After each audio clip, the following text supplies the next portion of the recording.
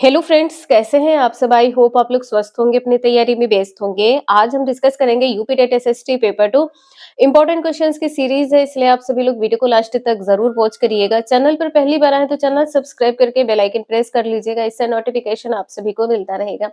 इस चैनल पर आप सभी को यूपी टेट के प्रीवियस ईयर क्वेश्चन पेपर देखने को मिल जाएंगे। अगर आप लोगों ने अभी तक चैनल सब्सक्राइब नहीं किया है तो जरूर कर लीजिएगा।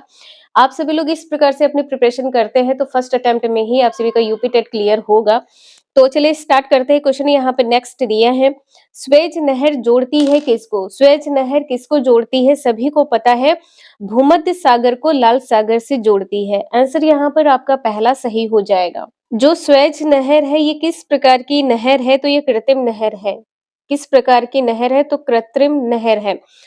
और यह किस प्रकार की नहर है, तो यह जहाजी नहर है। सबसे बड़ी, विश्व की सबसे बड़ी जहाजी नहर कौन सी है, तो स्वेज नहर है, जो कि भूमध्य सागर को लाल सागर से जोड़ती है। और जो यह नहर है कब तैयार हुई है, तो 1869 ईस्वी में तैयार की गई है। 1869 ईस्वी में तैयार की गई है। स्वेज नहर के बारे में यहाँ पर आप सभी लोग देख सकते हैं कि स्वेज नहर जो है विश्व की सबसे बड़ी जहाजी यानी कि कृत्रिम नहर है, जो भूमध्य सागर को लाल सागर से जोड़ती है।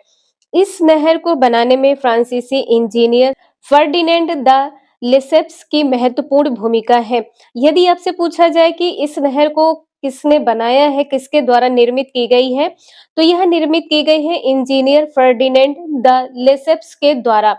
1869 ईस्वी में तैयार यह नहर मिस्र की नील घाटी के निचले भाग एवं सिंचाई प्रायद्वीप को पृथक करती है। आपसे पूछा जाए कि यह किसको पृथक करती है, तो नील घाटी के निचले भाग को और सिंचाई प्रायद्वीप को अलग करती है, यानी कि पृथक करती है। इस पर सबसे उत्तरी पत्तनपोर्ट सईद और दक्षिणी पत्तनपोर्ट स्वेज है। दक्षिणी पत्तनपोर्ट क्या है, स्वेज है, और उत्तरी पत्तनपोर्ट क्या है, सईद है। ये दोनों नाम भी आप लोग ध्यान रखिएगा, कोई भी क्वेश्चन आपके एग्जाम में कहीं से भी पूछा जा सकता है।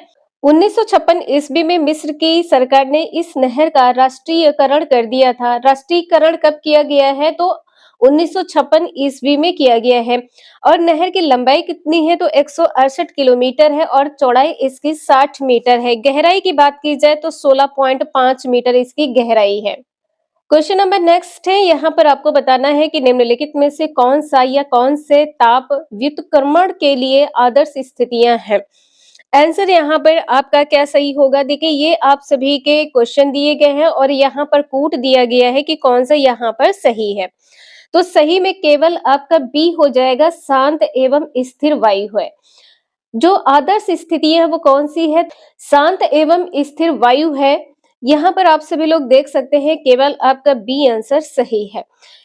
यहाँ पर आप लोग देख लीजिए, जब कभी भी किसी क्षेत्र में तापमान के ऊर्ध्वाधर विवरण प्रतिरूप में परिवर्तन आता है, मतलब क्या है यहाँ पर कि ऊंचाई के साथ तापमान में कमी के बजाय वृद्धि दर्ज की जाती है, तो इसे तापमान का व्युत्क्रमण या तापीय प्रतिलोमन कहते हैं।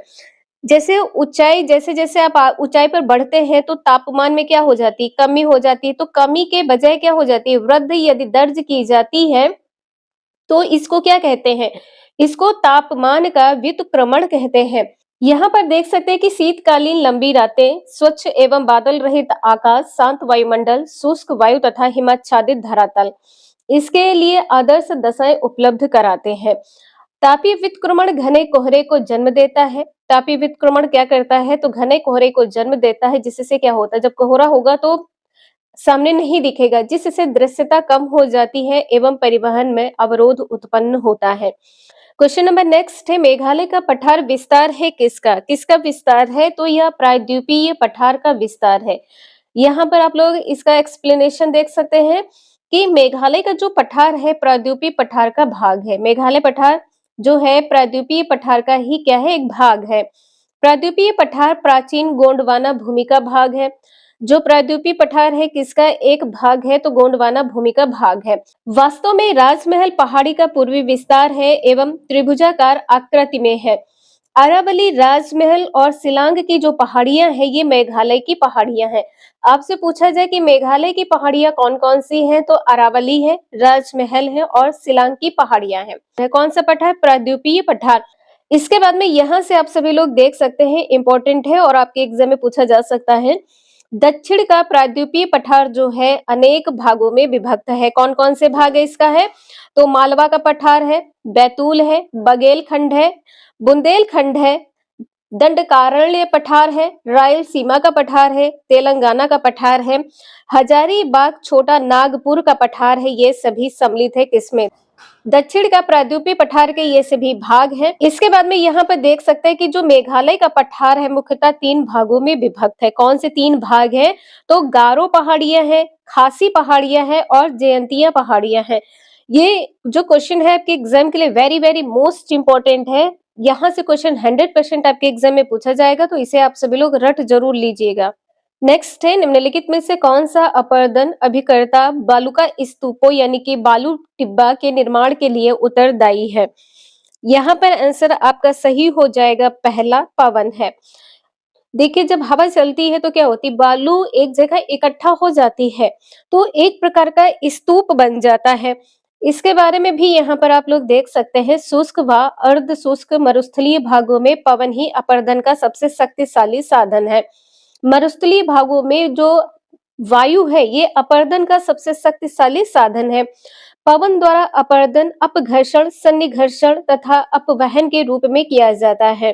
पवन के अपर्दन के द्वारा जुगेन, छत्रशिला, इंसेलबर्ग, बालुका स्तूप, लोएस, यारडांग इत्यादि स्थलाकृतियां निर्मित होती हैं। तो पवन के द्वारा कौन कौन सी स्थलाकृतियां निर्मित होती हैं, यहाँ पर आप लोग ध्यान रखिएगा। ज्यूगेन है, छत्रशिला है, इंसेलबर्ग है, बालुका स्तूप है, लोएस है, यारडांग है। ये सभी स्थलाकृतियां किसके द्वारा निर्मित होती हैं? तो पवन के अपर्दन के द्वारा। बालुका स्तूप ऐसे टीले हैं जो हवा द्वारा उड़ाकर लाई गई रेती आदि पत्थरों के जमाव से बनते हैं। आंसर आपने देखा है, ए सही है।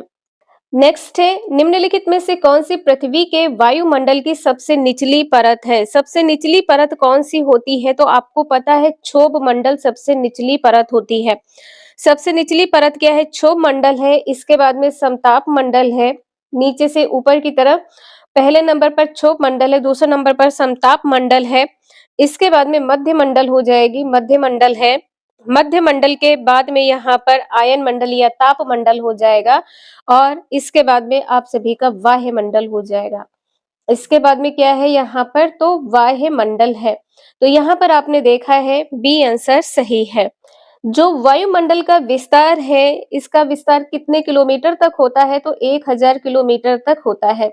क्वेश्चन में कोई डाउट हो तो प्लीज आप सभी लोग क्वेश्चन नंबर कमेंट करके जरूर मेंशन कर दीजिएगा कि आप सभी को इस क्वेश्चन में डाउट है। आंसर आपने यहाँ पर देखा है, बी सही है। नेक्स्ट है, हमारे संविधान में मूल कर्तव्य कब लाया गया है? कब लाया गया है? तो 1976 में लाया गया है। कब लाया गया है? 1976 में लाया गया है। इसके बारे में यहाँ पर आप लोग देख सकते हैं, आंसर यहाँ पर आपका बी सही हो जाएगा। जो भारतीय संविधान है ये स्वर्ण सिंह समिति की सिफारिश पर 42वें संविधान संशोधन अधिनियम 1976 द्वारा भाग 4 का अनुच्छेद 51 का को जोड़कर कुल 10 मौलिक कर्तव्यों को शामिल किया गया है। आपसे पूछा जा सकता है कि जो 42वां संविधान संशोधन है ये किस ईयर से संबंधित है? तो 1976 से संबंधित है। इसमें भाग 4 का और अनुच्छेद क्या है? 51 का को जोड़कर कुल 10 मौलिक कर्तव्य शामिल है। 86वें संविधान संशोधन अधिनियम 2002 द्वारा 11वें कर्तव्य के रूप में 6 से 14 वर्ष तक के बच्चों को शिक्षा का अवसर प्रदान करने का कर्तव्य बच्चों के माता पिता या संरक्षक पर आरोपित किया गया है। तो यहाँ पर आपने देखा है जो 86वां संविधान संशोधन है ये 2002 से संबंधित है और इसमें क्या कहा गया है? इसमें जो 11वां कर्तव्य है, 11वें कर्तव्य में कहा गया है कि कोई भी बालक यदि 6 से 14 वर्ष का है तो इसके लिए शिक्षक को बच्चे को शिक्षा का अवसर प्रदान किया जाना चाहिए और ये कर्तव्य किसका है? तो बच्चे के माता पिता का है या उसके संरक्षक का है। जो मूल कर्तव्य किससे लिया गया है? सोवियत संघ के संविधान से लिया गया है।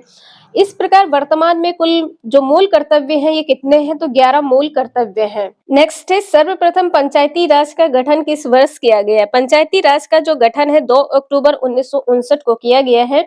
कब किया गया है? 2 अक्टूबर 1959 को किया गया है। डी आंसर सही है। आंसर यहाँ पर आप लोग देख पा रहे हैं कि सर्वप्रथम पंचायती राज की जो शुरुआत है 2 अक्टूबर 1959 को हुई है और इस समय जो प्रधानमंत्री थे ये कौन थे? तो पंडित जवाहरलाल नेहरू थे, राजस्थान के नागौर जिले से की है। जो पंचायती राज व्यवस्था की शुरुआत है ये कब की गई है? नागौर जिले से की गई है 2 अक्टूबर 1959 को। उस टाइम प्रधानमंत्री कौन थे? पंडित जवाहरलाल नेहरू। वही पंचायती राज संस्थाओं को संवैधानिक दर्जा 73वें संविधान संशोधन 1993 द्वारा प्रदान किया गया है। 73वां संविधान संशोधन कब हुआ है? तो ये हुआ है 1993 में। प्रत्येक वर्ष 24 अप्रैल को पंचायती राज दिवस मनाया जाता है। 24 अप्रैल को पंचायती राज दिवस मनाया जाता है। 24 अप्रैल। क्वेश्चन नंबर नेक्स्ट है, यहाँ पर आपको बताना है क्या सही होगा। निम्नलिखित में से कौन सा संविधान के 73वें संशोधन में सम्मिलित है? 73वें संविधान संशोधन में क्या सम्मिलित है? तो ये किससे संबंधित हो जाएगा? पंचायती राज व्यवस्था से संबंधित हो जाएगा, जैसा कि यहाँ पर अभी आप लोगों ने देखा है। तो इसमें पंचायत, जिला पंचायत है, क्षेत्र पंचायत है, ग्राम पंचायत है, लेकिन नगर निगम यहाँ पर नहीं होगा। ठीक है, यहाँ पर नगर निगम नहीं होगा। ए बी सी यहाँ पर सही है, डी यहाँ पर नहीं होगा। तो यहाँ पर आंसर आप लोग देख सकते हैं ए बी सी सही है, डी यहाँ पर नहीं होगा। 73वां संविधान संशोधन अधिनियम 1992 पंचायती राज संस्थानों का संवैधानिक दर्जा प्रदान करने से संबंधित है। पंचायती राज संस्थाओं में जिला पंचायत है, क्षेत्र पंचायत है और ग्राम पंचायत शामिल है। इस संविधान संशोधन द्वारा संविधान के भाग 9 को पुनः स्थापित कर अनुच्छेद 243 से अनुच्छेद 243 ओ तक नए अनुच्छेद जोड़े गए हैं और 11वीं अनुसूची जोड़ी गई है। यहाँ पर अनुच्छेद कौन से जोड़े गए हैं? अनुच्छेद 243 से अनुच्छेद 243 ओ जोड़े गए हैं और साथ में यहाँ पर 11वीं अनुसूची को जोड़ा गया है। नेक्स्ट है, भारतीय संविधान के अनुसार निम्न में से किसे अवशिष्ट शक्तियां प्रदान की गई है? जो अवशिष्ट शक्तियां हैं ये केंद्र को प्रदान की गई है, सेंट्रल गवर्नमेंट को प्रदान की गई है। आंसर यहाँ पर सी सही हो जाएगा। इसके बारे में भी यहाँ पर आप लोग देख सकते हैं कि जो संविधान में अवशिष्ट शक्तियों का उल्लेख है ये किसमें है? अनुच्छेद 248 में है। अवशिष्ट शक्तियों से क्या तात्पर्य होता है? तो ऐसे विषयों पर विधि बनाने की शक्ति से है जिसका उल्लेख 7वीं अनुसूची की किसी सूची के तहत नहीं किया गया है। 7वीं अनुसूची की किसी अनुसूची के तहत नहीं किया गया है। भारतीय संविधान की अनुसूची 7 के तहत विधि विषयों की 3 सूचियां हैं। कौन से अनुसूची के तहत है? तो 7वीं अनुसूची है। विधि विषयों की 3 सूचियां सम्मिलित है। संघ सूची है, राज्य सूची है, समवर्ती सूची है। किससे संबंधित है? अनुसूची 7 से संबंधित है। नेक्स्ट है, प्रधानमंत्री नरेंद्र मोदी जी 7 शिखर में सम्मेलन सम्मिलित होने के लिए 2019 में किस देश में गए थे? तो कहां पर गए थे? फ्रांस में गए थे। आंसर यहाँ पर आपका डी सही हो जाएगा, लेकिन अब ये क्वेश्चन आपका नहीं पूछा जाएगा। जब भी आपका एग्जाम होगा या तो उस ईयर का या तो उससे 1 साल पहले का पूछा जाएगा। नेक्स्ट है, भारत में सर्वोच्च न्यायालय में न्यायाधीशों की संख्या कितनी है? तो न्यायाधीशों की संख्या कितनी है? 34 है। पहला आंसर यहाँ पर सही है। भारत के सर्वोच्च न्यायालय में न्यायाधीशों की वर्तमान संख्या कितनी है? 34 है, जिसमें यहाँ पर देख सकते हैं कि 33 अन्य न्यायाधीश है और एक मुख्य न्यायाधीश है। 33 के हैं, अन्य है और एक मुख्य है। सर्वोच्च न्यायालय के जो मुख्य न्यायाधीश हैं तथा अन्य न्यायाधीशों की जो नियुक्ति है ये कौन करता है? तो राष्ट्रपति करता है।